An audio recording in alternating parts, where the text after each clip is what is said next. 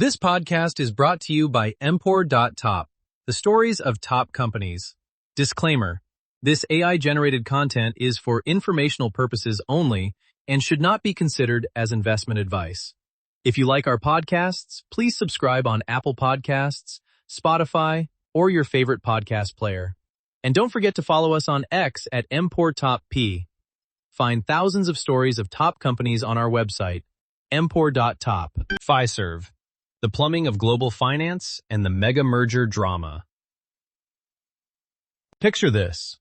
You walk into a coffee shop on a Tuesday morning, tap your phone against a sleek countertop terminal, and walk out 30 seconds later with a latte. You probably never think about what happened in those 30 seconds, but behind that momentary transaction, an extraordinary amount of infrastructure fired in sequence. The terminal read your card credentials. A request rocketed through a payment network to your bank. Your bank checked your balance, authorized the charge, and sent an approval code back through the chain. The merchant's account was credited. A receipt appeared on your phone.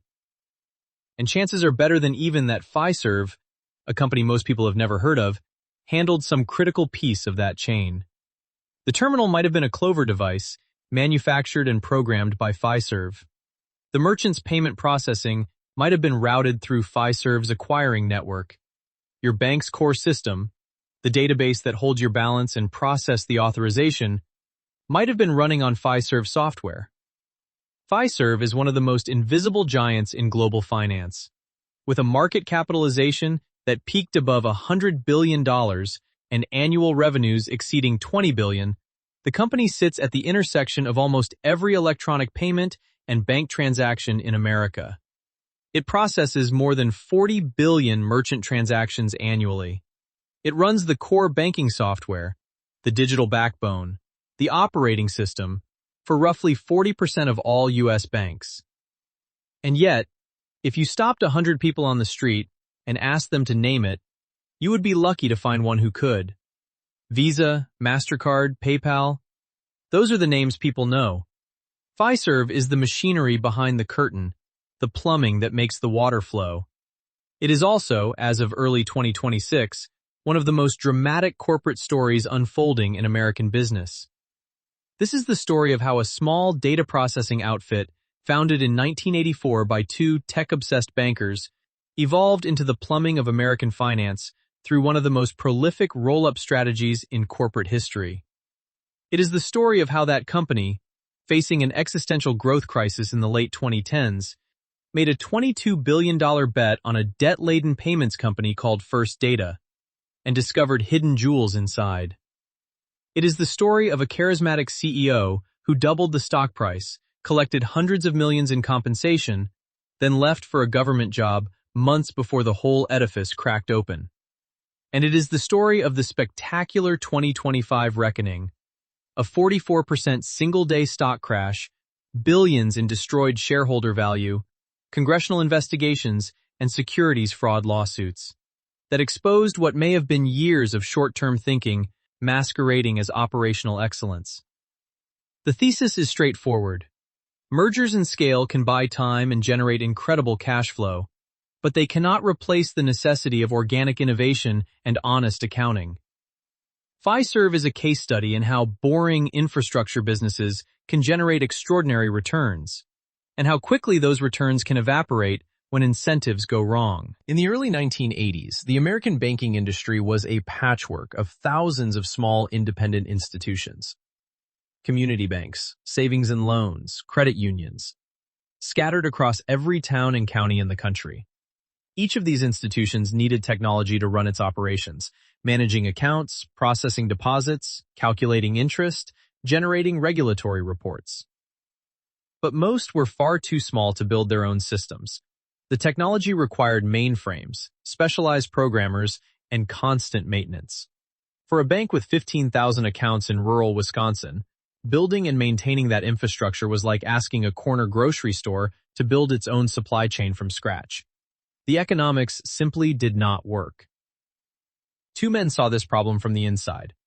George Dalton was a Northwestern dropout who had worked his way through data processing roles at Marine Bank, Midland National Bank, and First Bank System.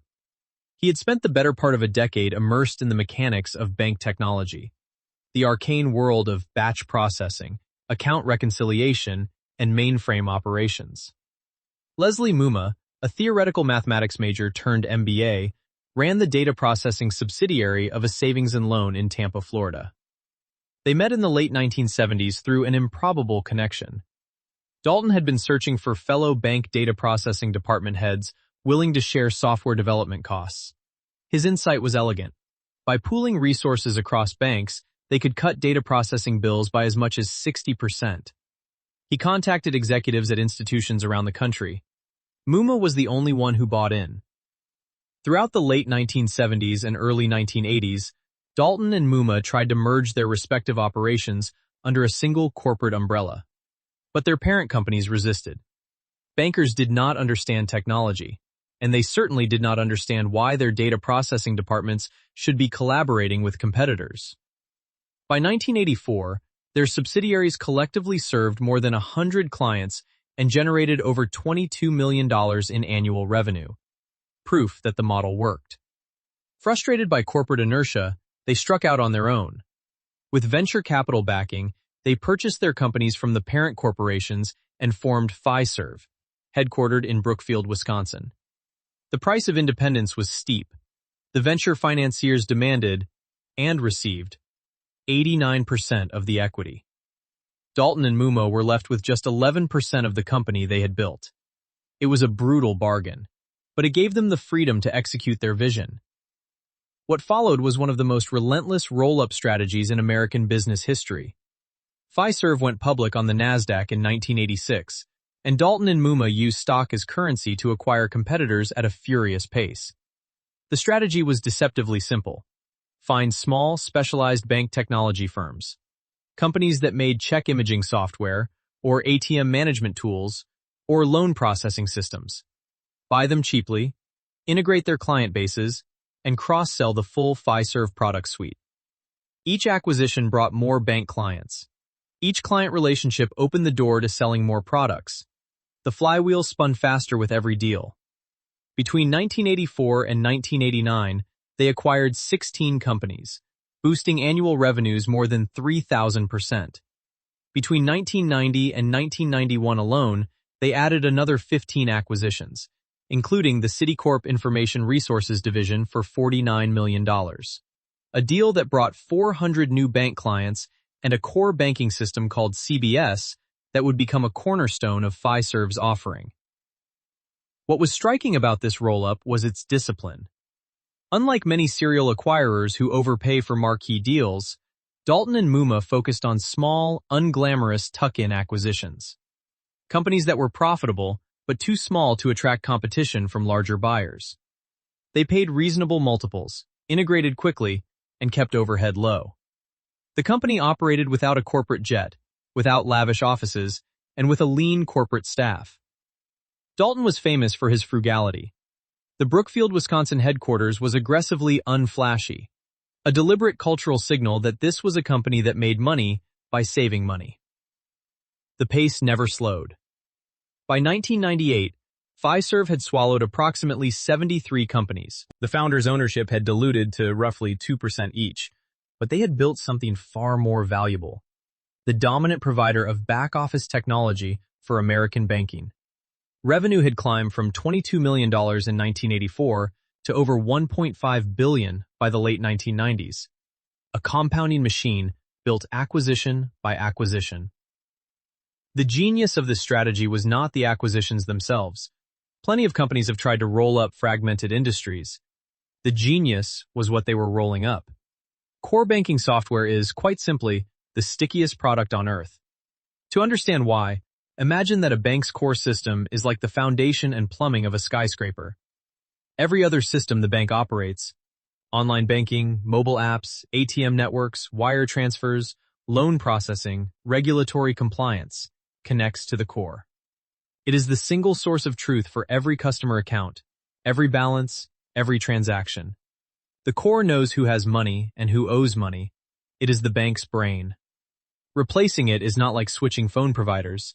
It is like replacing the foundation of a building while the tenants continue to live in it. A full core conversion for a mid-sized bank can cost $50 to $200 million and take 3 to 5 years. The migration must be executed flawlessly, usually over a single weekend, because the bank cannot afford downtime. A single error could mean customers seeing wrong balances or losing transaction records.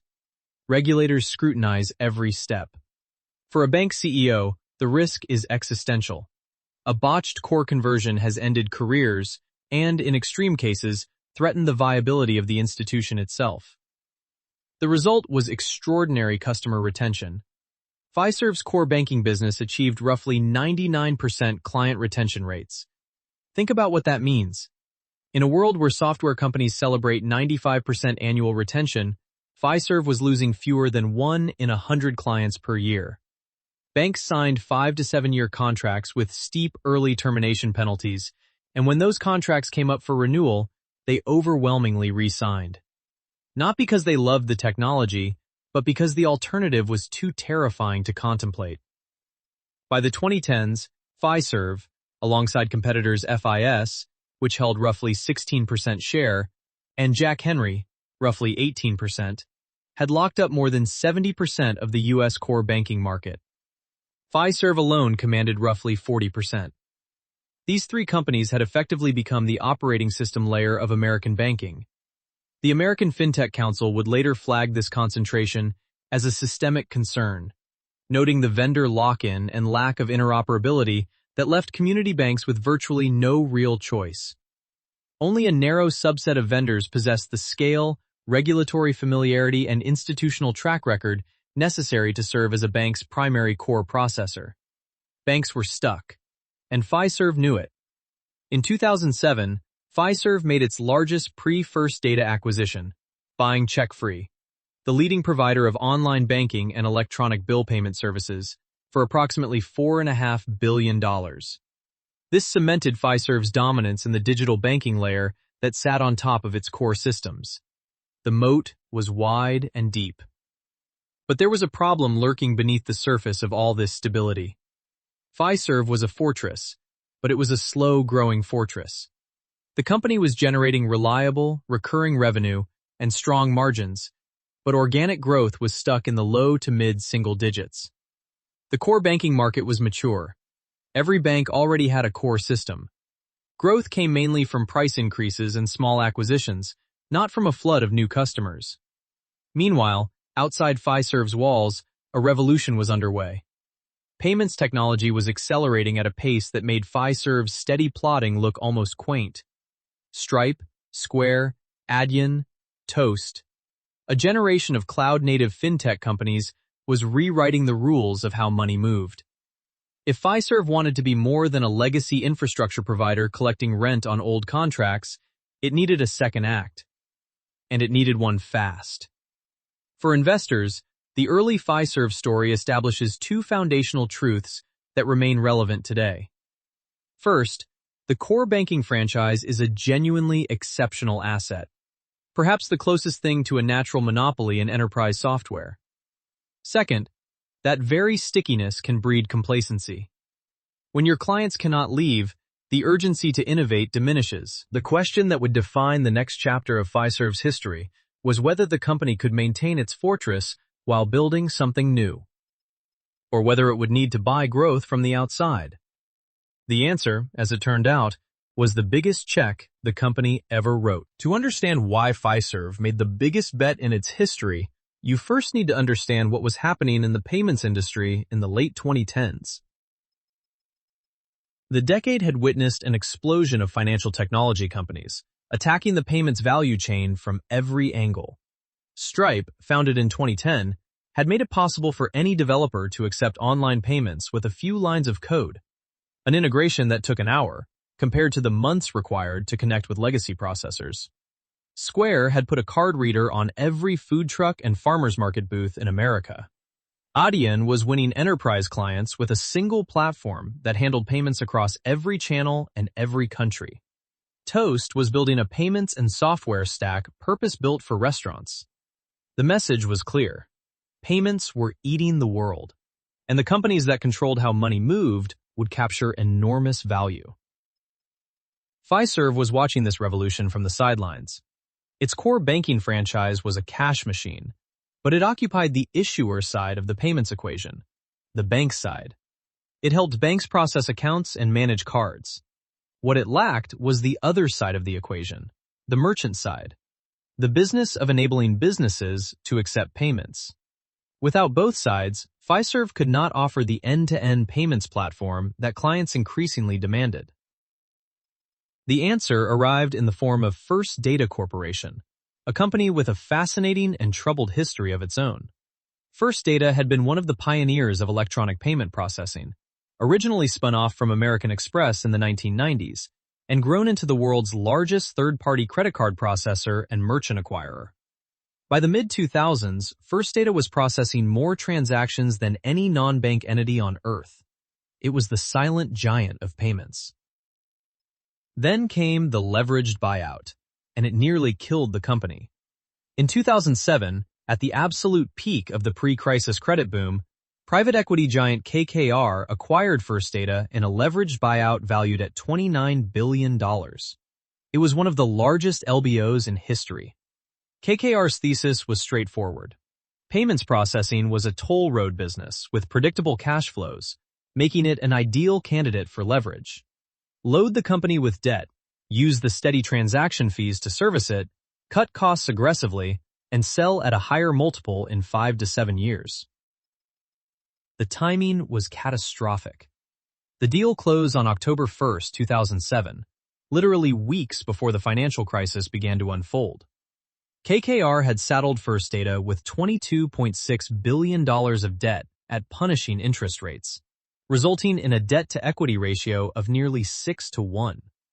As the Great Recession hammered consumer spending and transaction volumes, First Data's revenue flatlined for the first time in its history. Meanwhile, the interest payments kept coming. Beginning in 2010, the company could not grow. Cash flow plummeted as interest payments consumed the business. For 29 consecutive quarters, more than 7 years, First Data did not report a single profitable period.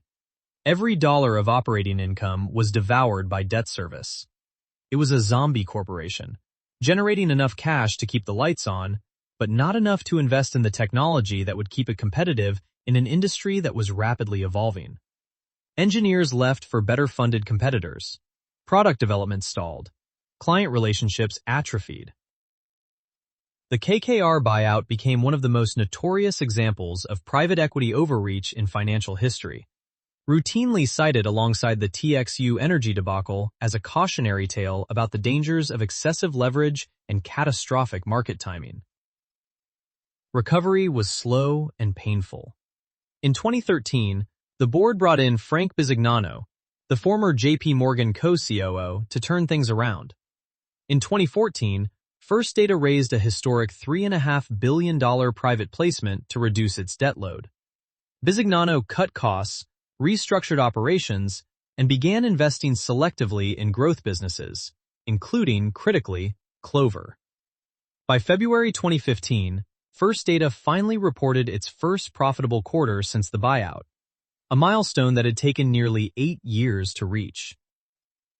In October 2015, First Data went public in the biggest U.S. IPO of that year, selling shares at $16 apiece, well below the initial offering range of $18 to $20, and raising $2.5 billion. The discounted pricing reflected the market's lingering skepticism about a company that had spent the better part of a decade as a cautionary tale. Even after the IPO, First Data remained burdened by billions in legacy debt. KKR still controlled a large stake. The company was viewed by many analysts as damaged goods, a legacy processor whose technology was aging and whose merchant relationships were under assault from nimbler competitors. First Data's revenue growth was modest. Its margins were compressed by debt service, and the fintech revolution was making its traditional distribution advantages less relevant with each passing quarter. On January 16, 2019, Fiserv changed everything by announcing a definitive agreement to acquire First Data in an all-stock transaction valued at approximately $22 billion. The deal mechanics were carefully structured. First Data shareholders would receive 0.303 Fiserv shares for each share of First Data common stock, a premium of roughly 29 to 30% over First Data's closing price. No cash changed hands. This was an all-stock merger, meaning Fiserv did not need to raise new debt to fund the purchase price. Instead, it was using its own highly valued equity as currency. The combined entity would be split, with Fiserv shareholders owning 57.5% and First Data shareholders owning 42.5%. But the equity was only part of the story. Critically, Fiserv was also assuming approximately $17 billion of First Data's net debt, the residual hangover from KKR's infamous leveraged buyout. The total enterprise value of the transaction, including debt assumption, approached $40 billion. This meant that while the headline price was $22 billion, Fiserv was actually taking on a combined obligation closer to twice that amount. For a company that had historically operated with modest leverage, it was a dramatic transformation of the balance sheet. The skeptics were vocal and numerous. Morningstar published an analysis titled, "Fiserv Overpays for First Data," questioning whether the projected $900 million in cost synergies was achievable, given that the companies did not intend to consolidate their operating platforms. Critics warned that the massive M&A effort would divert resources from investing in emerging technologies. Integration timelines, some analysts estimated, could stretch to a decade. First Data, in this view, was a bloated dinosaur, its technology aging, its merchant relationships under assault from nimbler competitors. Why would you strap that to a perfectly healthy business? But the strategic logic was compelling, and it rested on a concept that anyone who has studied payments could appreciate. In the payments world, there are two sides to every transaction. On one side, you have the issuer, the bank that gave the cardholder their credit or debit card. On the other side, you have the acquirer, the company that enables the merchant to accept that card. Historically, these were separate businesses served by separate technology companies. Fiserv was on the issuer side. First Data was the world's largest player on the acquirer side. Merging them created the first truly end-to-end payments platform spanning from card issuance to merchant acceptance. Revenue synergies were projected at $500 million. $200 million from distributing merchant services through Fiserv's massive bank client base, and another $250 million from expanded payments offerings and network innovations. The cost synergy target of $900 million was backed by concrete integration plans. There was also a significant geographic expansion opportunity. Fiserv earned 95% of revenue from North America, while First Data earned 22% internationally. The combined company would have a meaningful global footprint for the first time. The merger closed on July 29, 2019, right on schedule. It was the largest fintech deal of the year, part of a stunning wave of payments mega-mergers that reshaped the industry in a single 12-month period. FIS paid $35 billion for WorldPay, the British payments processor. Global Payments merged with TSYS in a $21.5 billion deal. Together with Fiserv First Data, these three transactions represented nearly $80 billion of deal value and consolidated the major payments processors into a smaller number of larger entities.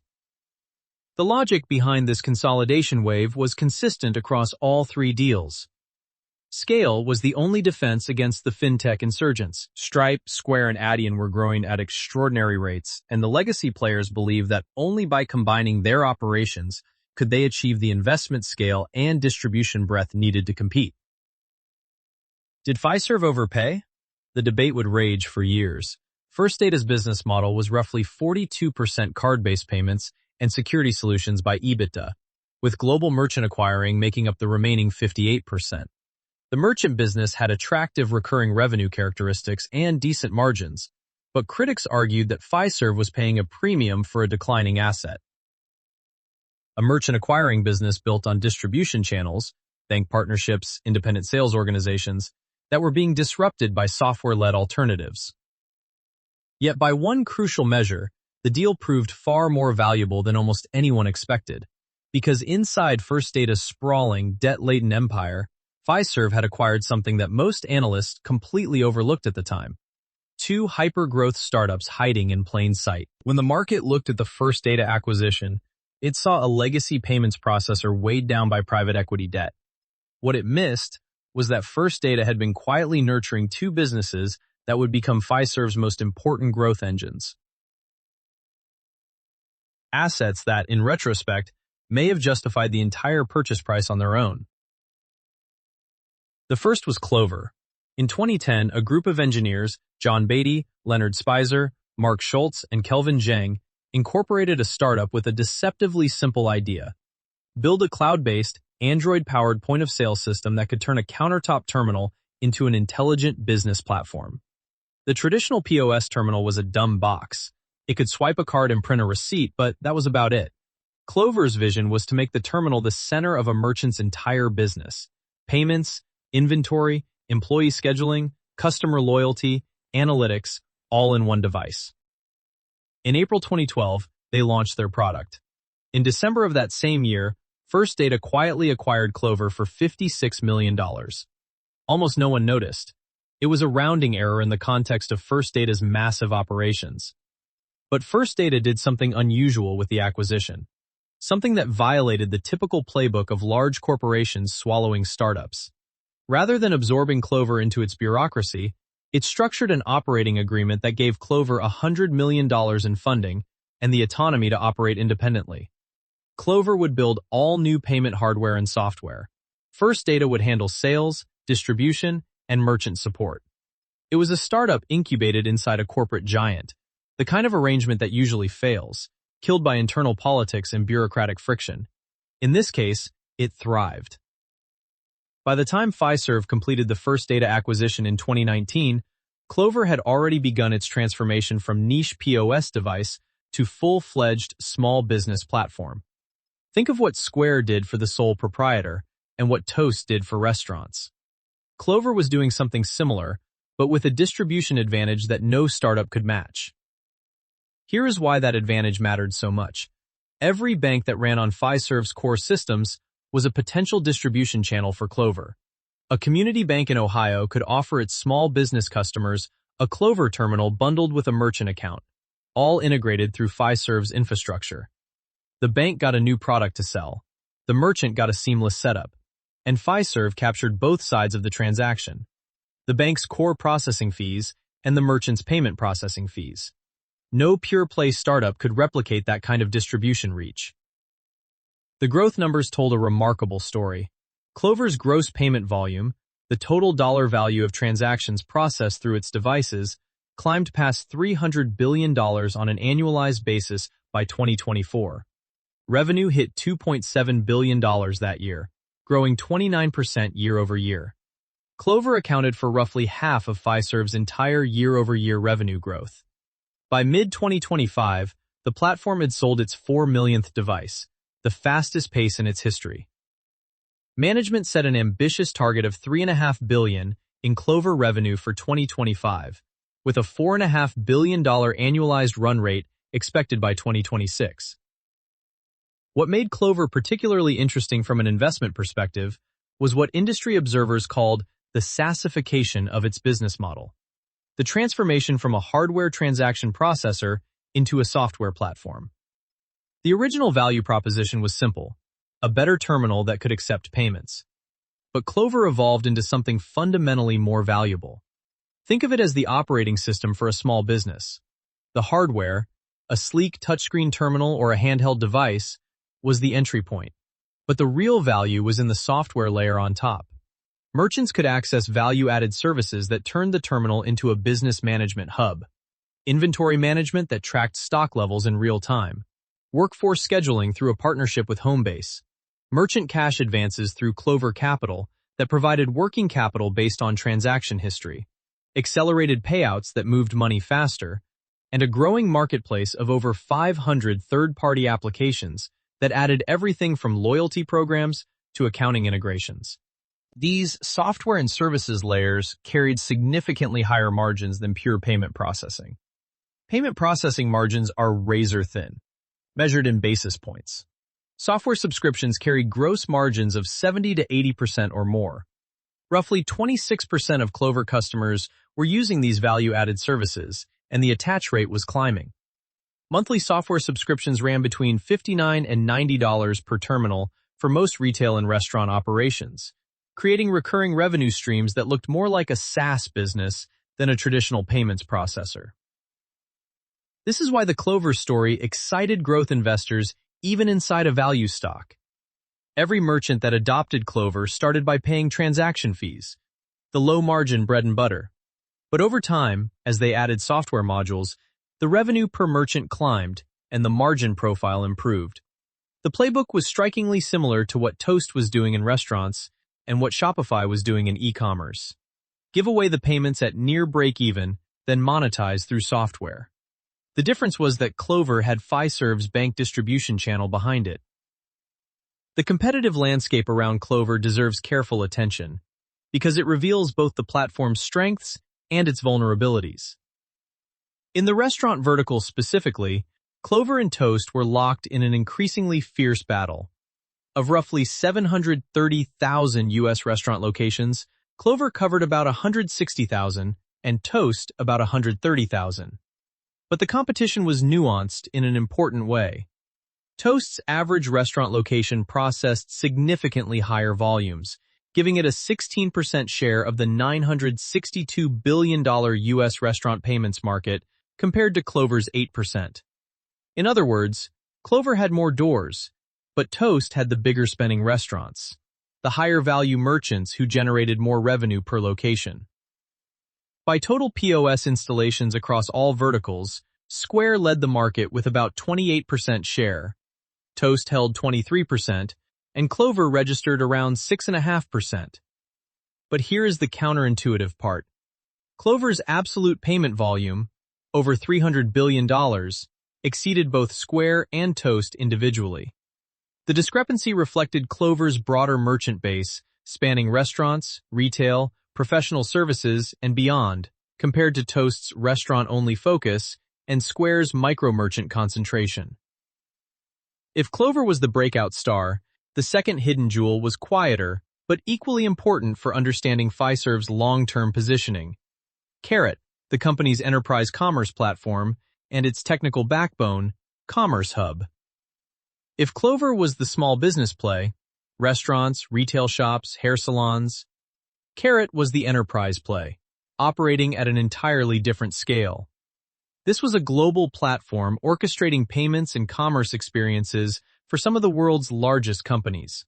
The client roster read like a Fortune 100 roll call: Google, Microsoft, ExxonMobil, State Farm, Adidas, DoorDash.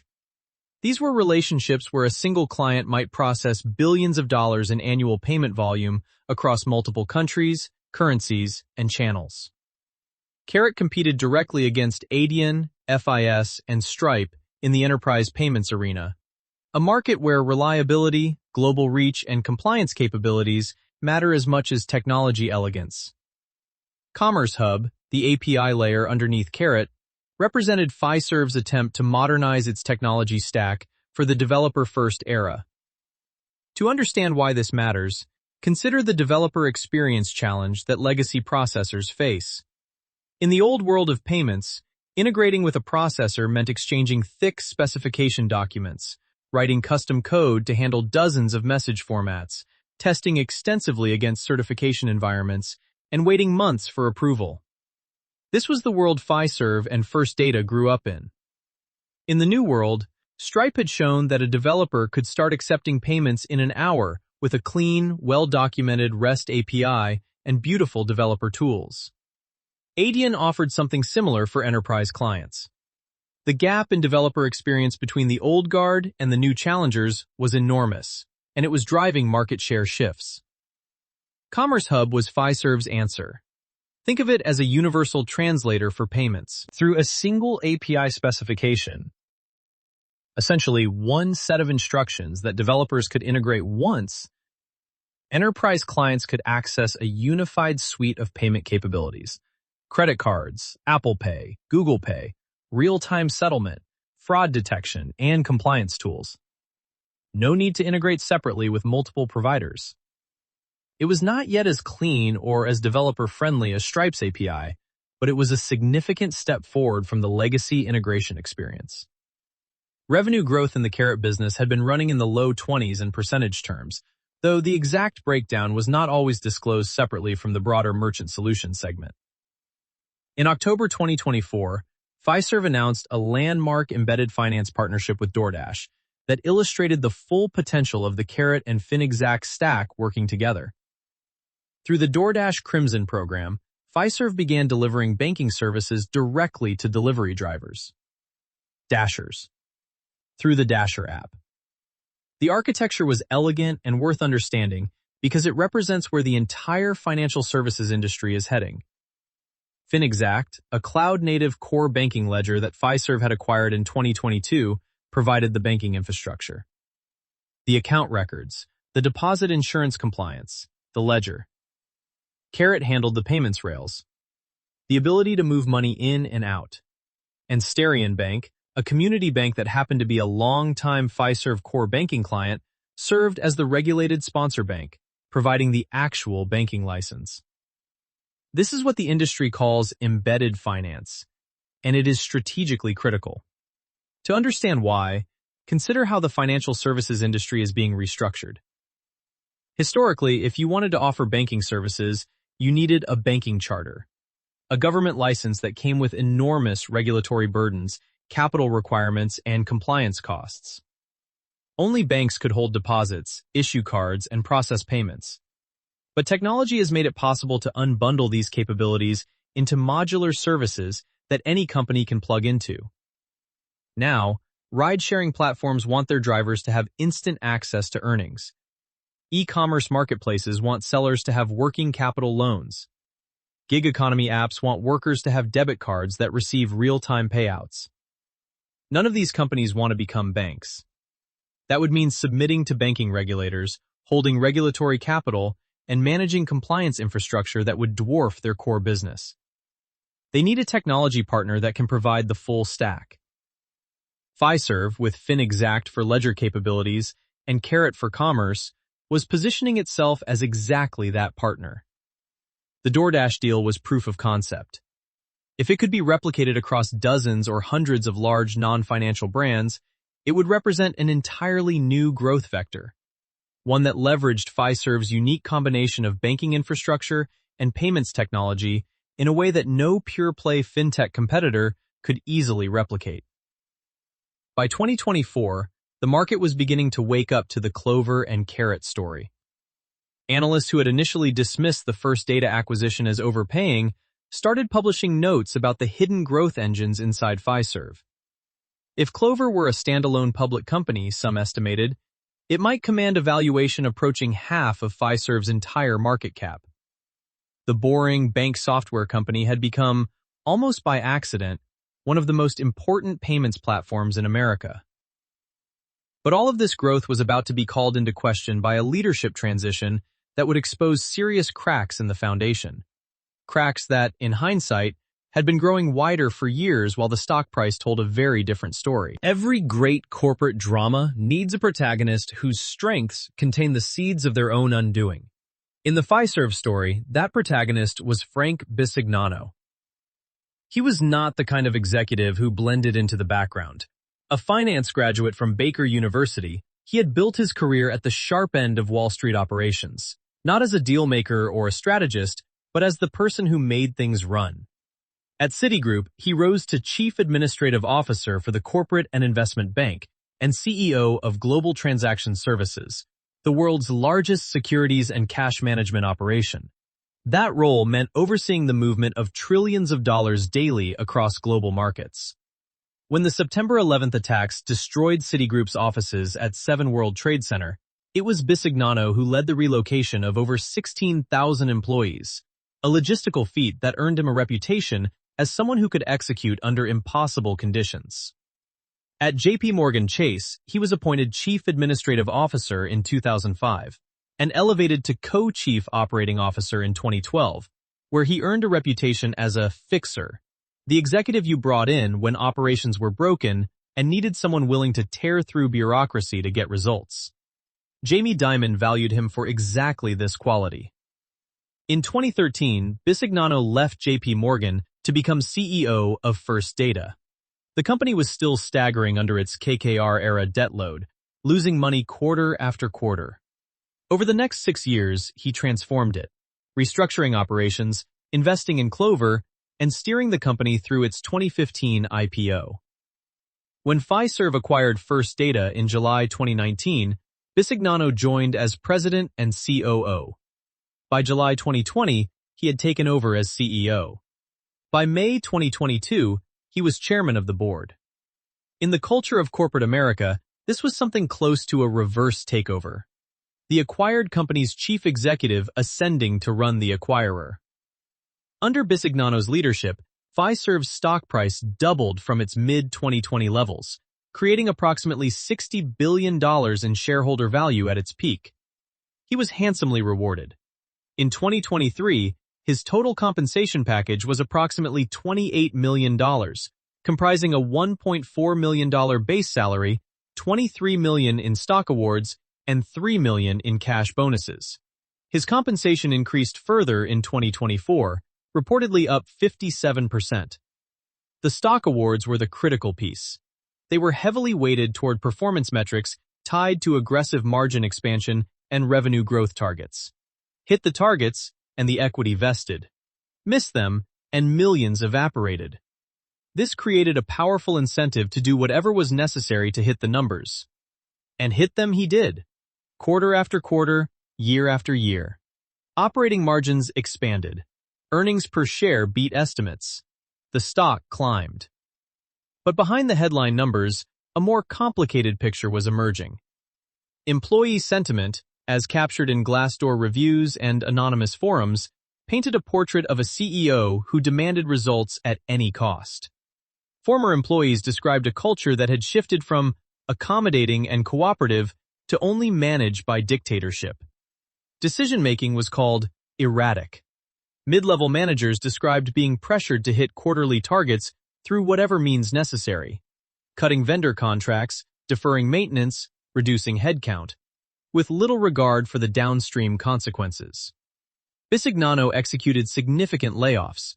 100 positions at the Dublin, Ohio Technology Center in 2020, roughly 3,000 workers across the company in 2023, and further cuts in December 2024. R&D spending, according to later disclosures from the new management team, was squeezed to fund near-term margin expansion. Product launches were delayed. Technology investments were deferred. Client-facing resources were reduced to the bone. These cost reductions looked excellent on quarterly earnings calls. Operating margins expanded beautifully. Earnings per share beat estimates with metronomic consistency. The stock climbed. Analysts praised management's operational discipline. But the question no one was asking loudly enough was, what happens when you stop investing in the product that your customers depend on? The first crack appeared in an unlikely place, Argentina.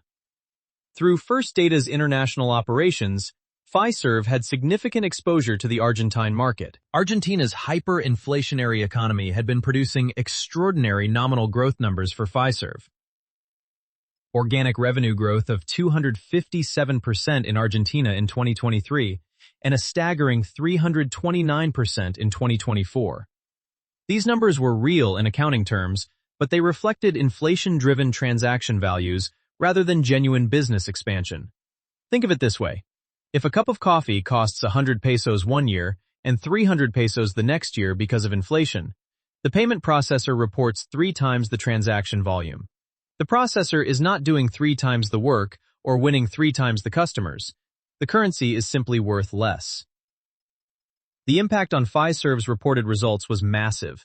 Argentina alone contributed roughly 10 percentage points of Fiserv's reported 16% organic growth in 2024.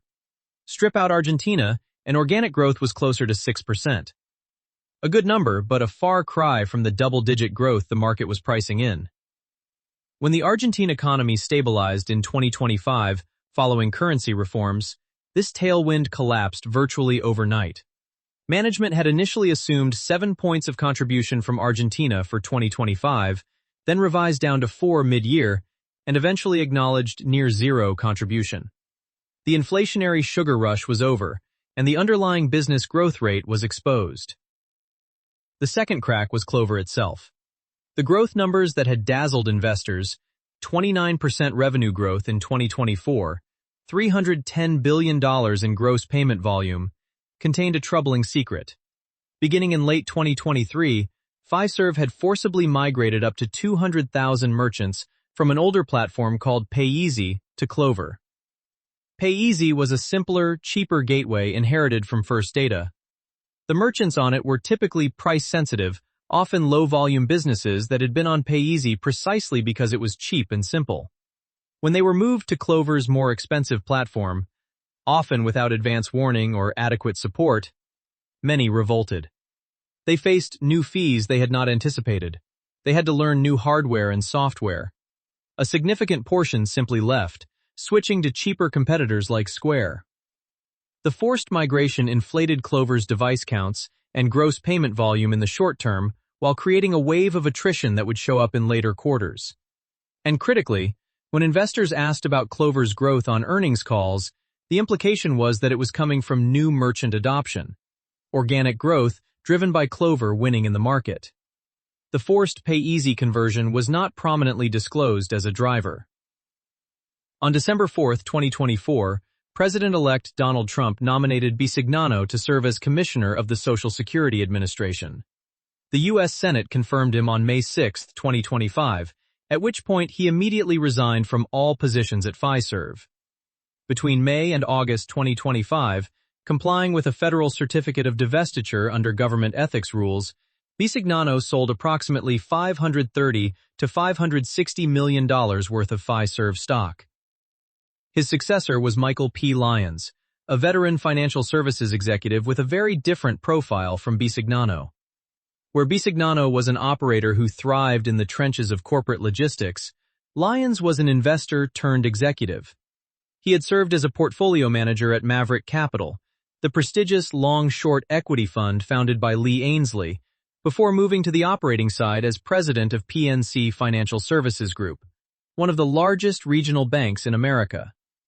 He also chaired Early Warning Services, the bank consortium behind Zelle and the Pays digital wallet, giving him deep familiarity with modern payments infrastructure and collaborative industry initiatives. Lyons was named CEO-elect on January 27, 2025, and formally assumed the role on May 6. His investment background gave him a particular sensitivity to the gap between reported numbers and underlying business health, exactly the kind of scrutiny that Fiserv's numbers had not received in years. What happened next became one of the most dramatic earnings calls in recent corporate history. On October 29, 2025, Fiserv reported third-quarter results. The numbers landed like a bomb. Adjusted earnings per share of $2.04 missed the consensus estimate of $2.64 by a staggering 60 cents. An unprecedented miss for a company that had beaten estimates with clockwork regularity under Bisignano. Revenue of $4.92 billion fell short of the $5.36 billion forecast. These were not the kind of minor misses that analysts shrug off. They were blowout misses that shattered the narrative of reliable, predictable outperformance that had been built over the prior 4 years. But the numbers were only part of the story. On the call, Lyons delivered a methodical, devastating indictment of his predecessor's management. He told analysts and investors that Fiserv's recent performance had increasingly relied on short-term initiatives that placed too much emphasis on pursuing in-quarter results as opposed to building long-term relationships. He disclosed that prior management had made decisions to defer certain investments and cut certain costs that improved margins in the short term but were now limiting the company's ability to serve clients, execute product launches, and grow revenue. Lyons slashed full-year EPS guidance from the $10.15 to $10.30 range down to $8.50 to $8.60, a reduction of nearly 20%. Revenue growth guidance was cut from 10% to 3.5% to 4%. He described the previous guidance as objectively difficult to achieve. He characterized his plan as a critical and necessary reset. The market's reaction was instantaneous and brutal. Fiserv stock plummeted 44% in a single trading session, from $126.17 to $70.60, erasing approximately $30 billion in market value in a matter of hours. Trading volume exploded to multiples of the daily average as institutional investors rushed for the exits. It was the worst single day in the company's 4-decade history and one of the largest single-day destructions of shareholder value in the history of financial technology. The stock continued to slide in the weeks that followed, eventually falling below $60 by early 2026, a 75% decline from its all-time high of $238 reached just months earlier in March 2025. A company that had been worth over $100 billion was now valued at roughly $34 billion. The timing of Bisignano's stock sales immediately drew scrutiny. If he had held his shares through the crash, the $530 to $560 million he received would have been worth roughly $229 million, meaning he avoided an estimated $300 million or more in losses. The certificate of divestiture provided favorable tax treatment on the sales, and the timing, selling before the problems surfaced, raised obvious questions. Congressional Representatives John Larson and Jim Himes referred Bisignano to the SEC for investigation. Senators Ron Wyden and Elizabeth Warren launched a separate probe into his stock sell-off and potential conflicts of interest. The senators raised pointed questions about a direct express debit card contract between Fiserv and the Social Security Administration, a contract that Bisignano, in his new government role, now had oversight responsibility for. The optics were, to put it mildly, challenging. Neither investigation has produced formal findings as of early 2026, and Bisignano has not been charged with any wrongdoing. But the regulatory and congressional scrutiny adds a political dimension to what is already a complex corporate governance story. Multiple securities fraud class action lawsuits followed, each adding layers to the narrative of alleged mismanagement. The City of Hollywood police officers' retirement system filed a suit alleging that Fiserv had concealed the slowdown in new merchant business by disguising forced pay-easy migrations as organic Clover growth. The lawsuit alleged that from at least mid-2024 through October 2025, Fiserv's officers made materially false and misleading statements about the company's business, operational performance, and financial outlook. A second class action, covering the period after the July 2025 guidance reaffirmation, alleged that the guidance had been based on assumptions that Fiserv later admitted were objectively difficult to achieve, raising the question of whether management knew the targets were unrealistic when they publicly endorsed them. Major law firms including Kessler Topaz, Hagens Berman, and Rosenlaw were actively pursuing claims. As of early 2026, these lawsuits remain in their early stages, and no findings of fraud have been established. But the legal overhang adds meaningful uncertainty to an already complex investment picture. The Bisignano era at Fiserv had become a textbook case study in misaligned incentives, one that business school case writers will likely study for years to come. A compensation structure that rewarded aggressive, short-term margin expansion and growth targets had created powerful incentives for management to defer investments, cut costs, inflate metrics through forced conversions, and ride geographic tailwinds without adequately disclosing their unsustainability. Each quarter, the playbook worked. Hit the number, collect the bonus, watch the stock rise, repeat. The stock price doubled in 4 years, creating the appearance of extraordinary value creation. But value creation and value extraction are different things. When Bisignano left Fiserv, he did so as one of the highest-paid executives in the fintech industry, having collected hundreds of millions of dollars in compensation and stock sales. When the music stopped months later, ordinary shareholders absorbed losses exceeding $50 billion from peak to trough. The asymmetry between executive reward and shareholder consequence was stark, and it is exactly the kind of principal agent problem that corporate governance is supposed to prevent. The Fiserv saga offers an unusually rich set of lessons when examined through classic business strategy frameworks. This is not a simple story of a company that failed. It is a story of extraordinary structural advantages that were gradually undermined by poor capital allocation and misaligned incentives. A distinction that matters enormously for investors trying to assess the company's future. Start with Hamilton Helmer's 7 Powers framework, which identifies the sources of durable competitive advantage. Of the 7 powers: switching costs, scale economies, network economies, counterpositioning, cornered resource, branding, and process power. Fiserv possesses at least 2 in meaningful measure. Fiserv's most formidable power is switching costs, and they may be the most extreme example of switching costs in all of enterprise software.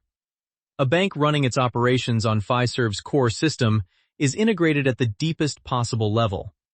The core touches every customer account, every transaction record, every regulatory report, every digital banking channel. Replacing it requires reintegrating dozens of downstream systems, migrating millions of customer records, satisfying regulatory requirements, and executing the cutover without a single minute of downtime. Consider the stakes. A mid-size bank conversion can cost $50 to $200 million and take 3 to 5 years. The risks are existential. A botched conversion can trigger regulatory action, customer flight, and reputational damage. This is why Fiserv maintains roughly 99% client retention in its core banking business. Banks will tolerate mediocre service, aging technology, and rising prices before they will attempt to rip out their core. This is not merely a competitive advantage. It functions almost as a natural monopoly for the installed base. The second power is scale economies, most pronounced on the payment processing side. Payment processing has an unusual cost structure. The fixed costs of building and maintaining the infrastructure, data centers, network connections, security systems, compliance frameworks, are massive. But the marginal cost of processing each additional transaction is essentially zero. Here's a simple way to think about the economics. When a merchant accepts a $100 credit card payment, the processor might charge 1%, $1. Out of that dollar, roughly 50 cents goes to the card-issuing bank as interchange, and 30 cents goes to the card network like Visa or MasterCard. The processor keeps about 20 cents. On a single transaction, that is barely worth the effort. But multiply it by 40 billion transactions per year, and you have a machine that generates billions in revenue with minimal incremental cost. The company that processes the most transactions can spread its fixed costs most thinly, offer the most competitive pricing, and still maintain healthy margins. Fiserv, as one of the 2 largest merchant acquirers in the United States, has genuine scale advantages here. Now apply Porter's 5 forces. The most important force for Fiserv's future is the threat of new entrants and substitution. Despite the enormous switching costs in core banking, the competitive walls on the payment processing side are eroding. Cloud-native, developer-first companies like Stripe and Adyen have built fundamentally different technology stacks. A developer integrating Stripe can be processing payments within an hour. Integrating with a legacy processor like Fiserv can take months. That difference in developer experience matters enormously as software companies, not banks, increasingly control where payment volume flows. Stripe dominates U.S. e-commerce payment processing with roughly 68% market share. Adyen has cracked the top 10 global merchant acquirers. Toast has built a vertical payment stack so deeply embedded in restaurant operations that switching requires changing the entire restaurant management system. And behind these specific competitors sits a broader structural shift that may be the single most important trend in payments. Bain & Company estimates that roughly 25% of U.S. payment volume currently flows through software platforms, and they project that figure will reach 70% by 2030. In other words, the bank distribution channel that historically powered Fiserv's merchant services is being displaced by software companies embedding payments directly into their platforms. A restaurant uses Toast, An e-commerce store uses Shopify payments. A gig economy platform uses Stripe Connect. The bank referral, once Fiserv's golden distribution channel, becomes less relevant with each passing year. The supplier power dynamic is also worth noting. The card networks, Visa and MasterCard, exercise significant power over processors like Fiserv, setting interchange rates and network fees that processors must pay. These costs are essentially non-negotiable and represent the largest single expense category in the merchant acquiring business. Fiserv has limited ability to squeeze its supply chain, which puts even more pressure on achieving scale to maintain margins. The capital allocation lesson may be the most valuable takeaway of all. Tying massive equity compensation to short-term margin and growth targets, as Fiserv did during the Bisignano era, creates a predictable set of incentive distortions. Executives face powerful temptation to cut R&D spending, defer maintenance investments, push aggressive pricing, and ride unsustainable geographic tailwinds, all in service of hitting the numbers that trigger their bonuses. For a period, this looks like outstanding execution. Margins expand, earnings beat estimates, the stock rises. But when the short-term levers are exhausted, the company finds itself with degraded technology, alienated customers, and a credibility gap with investors that can take years to repair. Charlie Munger once observed, "Show me the incentive and I will show you the outcome." Fiserv's 2025 crisis was the outcome. For investors tracking Fiserv going forward, two key performance indicators matter more than anything else on the income statement or balance sheet. The first is Clover's organic gross payment volume growth. Not just revenue, but the volume figure stripped of forced migrations and one-time conversions. This is the single best measure of whether Clover is actually winning new merchants in competitive markets. Revenue can be influenced by pricing changes, mix shifts, and accounting treatment. GPV is harder to game. It reflects real transactions flowing through real merchants. A sustained recovery to double-digit organic GPV growth would signal that the franchise is healthy despite the management disruption. A continued deceleration would signal structural competitive weakness that no amount of operational restructuring can fix. The second is core banking client retention and renewal rates. This metric signals whether the moat is holding, whether the switching costs that have protected Fiserv's franchise for 4 decades remain intact. Over the next 3 to 5 years, hundreds of banks will face core modernization decisions. Fiserv's ability to retain those clients and migrate them to its next-generation platforms like Core Advance and FinExact, rather than losing them to cloud-native challengers, will determine the long-term trajectory of its most valuable asset. As long as Fiserv retains its core banking clients and Clover demonstrates genuine organic GPV growth, the fundamental value proposition remains intact regardless of short-term earnings noise. The bear case, a fortress under siege. The pessimistic case for Fiserv begins with a simple observation. The 2025 crisis was not an accident. It was the inevitable consequence of years of underinvestment, and the resulting technology debt cannot be repaired quickly or cheaply. When Mike Lyons acknowledged that prior management had deferred investments and cut costs to inflate margins, he was admitting that Fiserv's infrastructure, the very thing the company sells, had been allowed to atrophy. Rebuilding it requires significant capital expenditure at a time when the company carries over $30 billion in long-term debt and has guided free cash flow down to approximately $4.25 billion for 2026. The competitive picture is deteriorating on multiple fronts. In enterprise payments, Adyen grew processing volume roughly 20% in 2024 and has penetrated the top tier of global merchant acquirers. Stripe's estimated revenue exceeds $37 billion at a growth rate of approximately 30%, and it controls nearly 70% of U.S. e-commerce payment processing.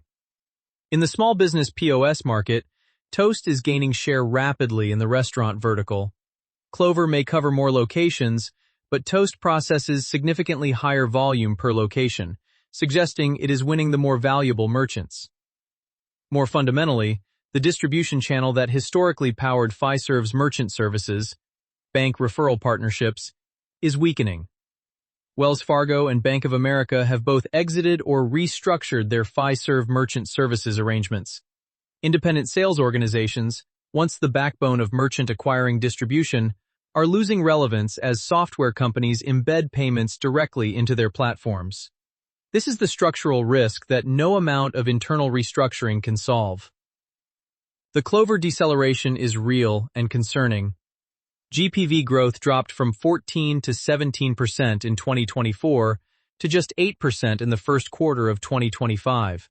A steep decline that management attributed partly to pay-easy migration attrition.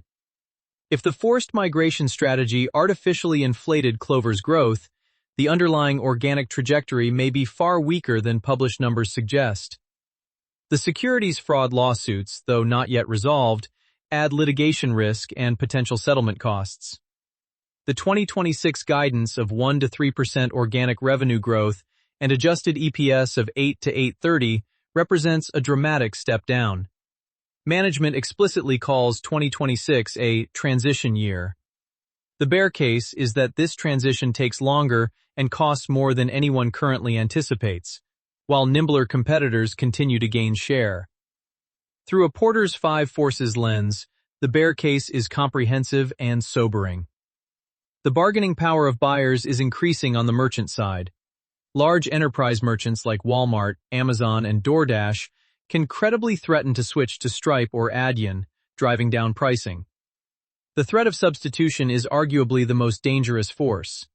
Software-led payment platforms are not just competing with Fiserv on price, they are fundamentally changing the channel through which merchants access payments. When a restaurant adopts Toast, it does not separately choose a payment processor. Payments are embedded in the software. The decision is made at the software layer, and the payment processing follows automatically.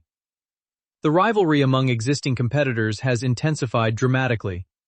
FIS, despite its own struggles with the WorldPay acquisition, which it partially unwound in 2024, remains a formidable competitor.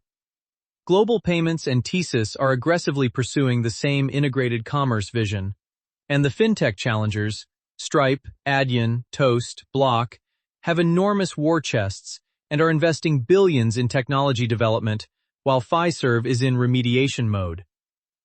The only force working clearly in Fiserv's favor, the near impossibility of customers switching core banking providers, is confined to a segment that grows in the low single digits. It is a powerful defensive moat, but not a growth engine. The bull case, a generational reset. The optimistic case for Fiserv rests on three pillars, each powerful on its own and potentially transformative in combination.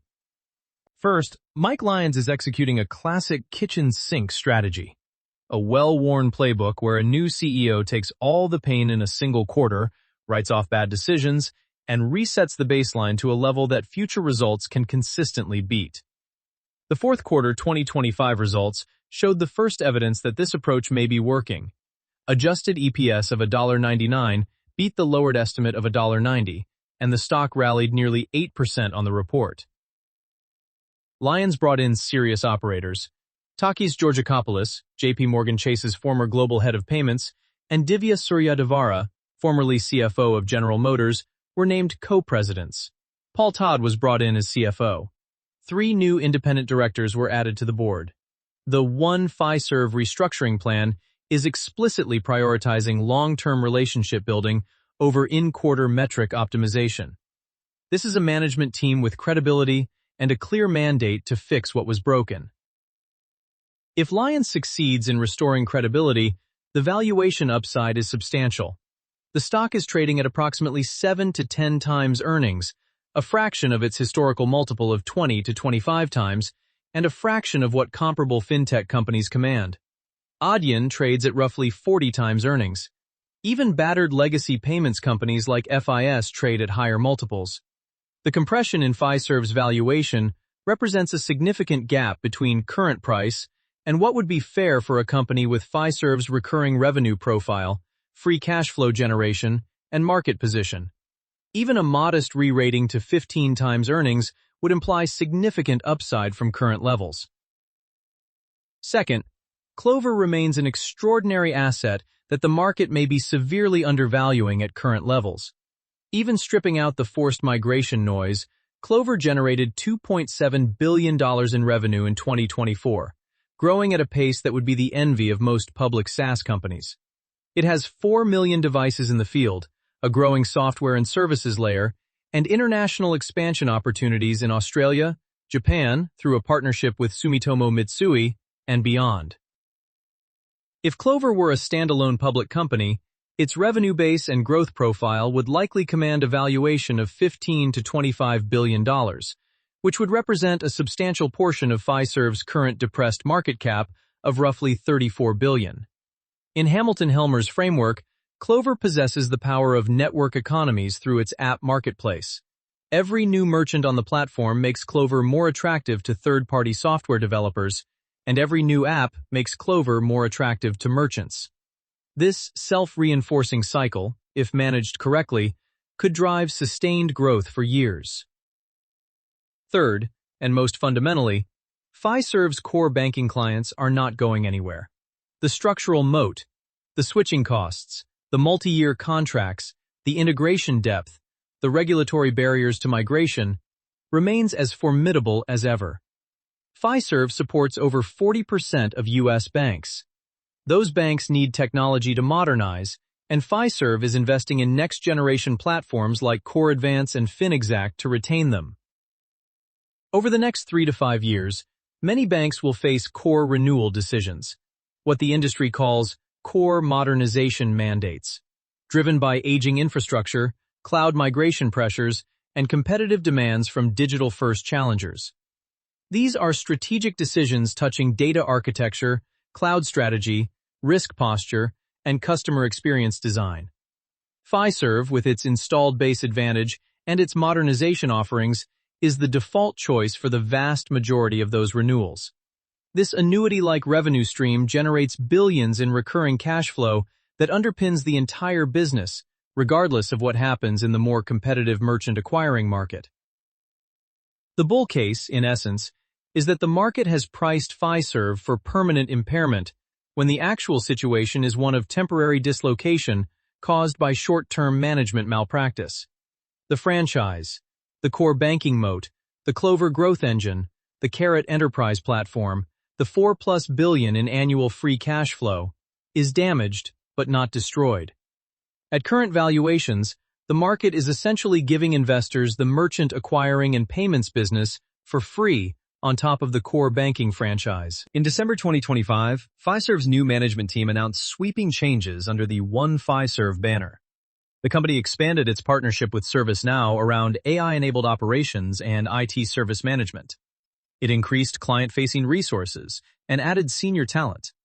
It explicitly acknowledged that 2026 would be a transition year, with organic revenue growth guided to just 1 to 3%, and adjusted operating margins expected around 34%.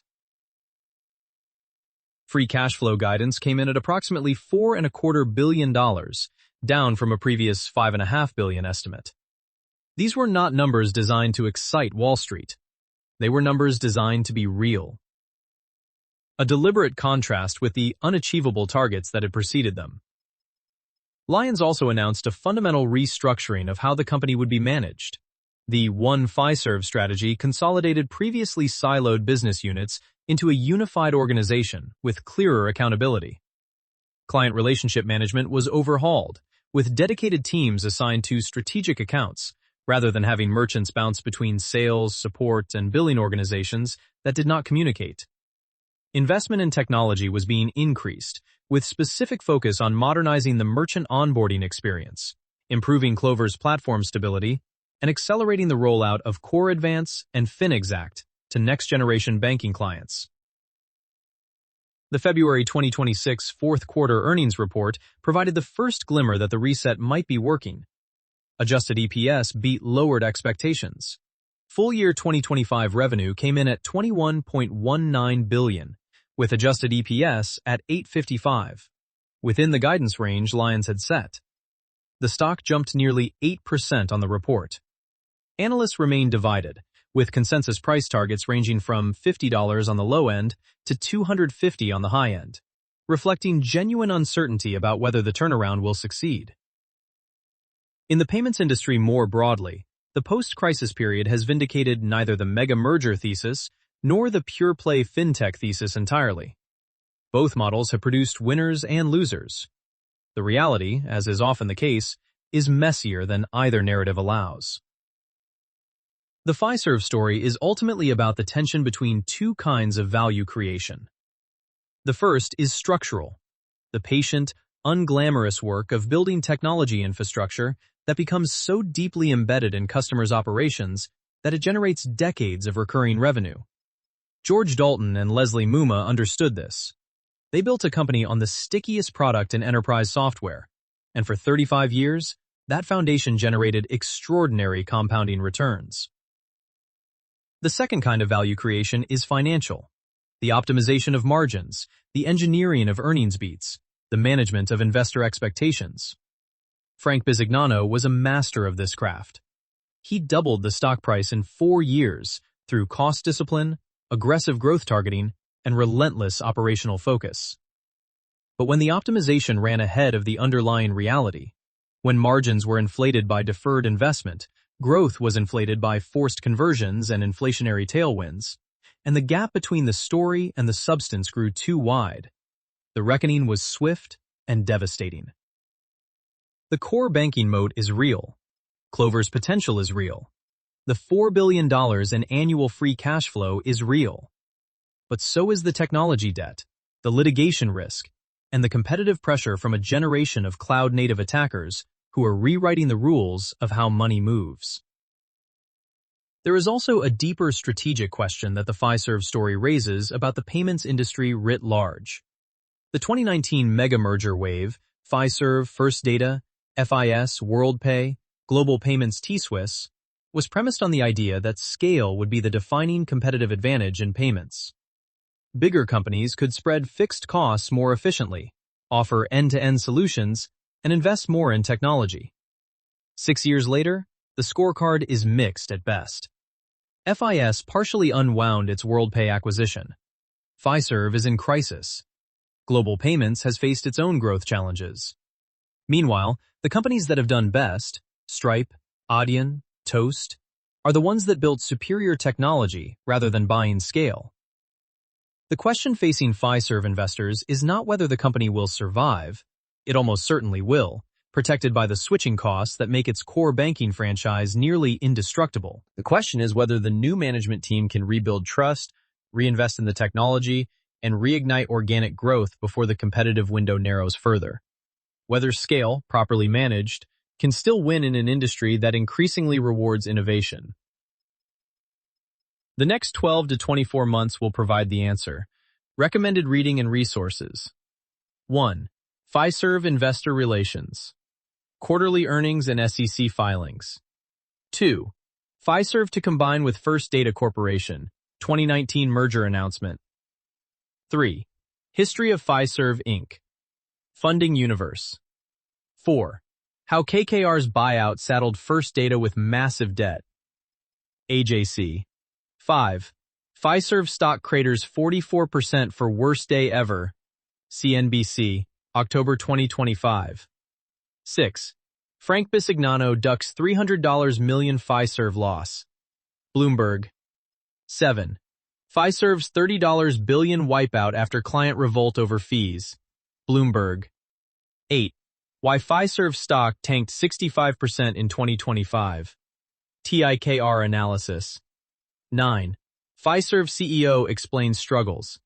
Payments dive. 10. The 2025 McKinsey Global Payments Report. This podcast is brought to you by Empor.top, the stories of top companies.